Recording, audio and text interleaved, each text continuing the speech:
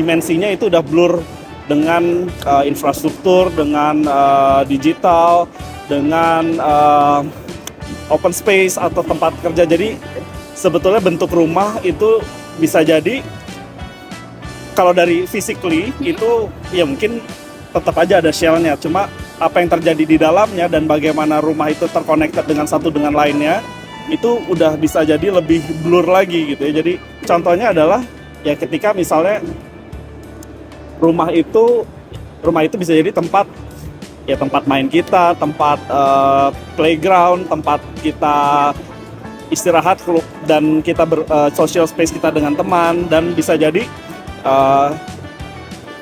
interconnectivity dengan rumah lainnya dan dengan infrastruktur kota itu bisa jadi lebih blur lagi gitu. Itu aku rasa di rumah masa depan ya. Jadi kayak misalnya masukin open space ke dalam rumah, ada karena space makin terbatas, ada hal-hal yang kita harus berbagi dengan tetangga, dan kita jadi lebih masyarakatnya itu lebih terbuka gitu. Karena sekarang keterbukaan dan connectivity kita dengan sesama itu bisa jadi hal yang kita perlu campaignkan dan orang lebih akan sadarin untuk ke depan gitu. Ya itu sih ide gila.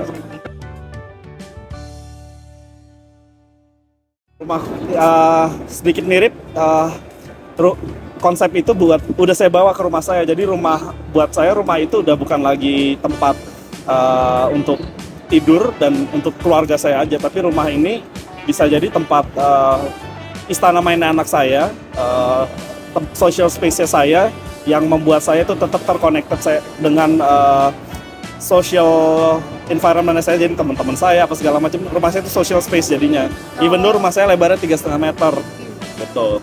Dan ya hal-hal itu yang terus saya campaignkan terhadap proyek-proyek saya, bagaimana integrasi dengan infrastruktur, dengan landscape, dengan ruang terbuka gitu. Jadi udah nggak lagi kita bicara single function untuk sebuah arsitektur. Jadi mix of function dan integration dengan hal yang seluas mungkin, itu adalah rumah yang di masa depan gitu.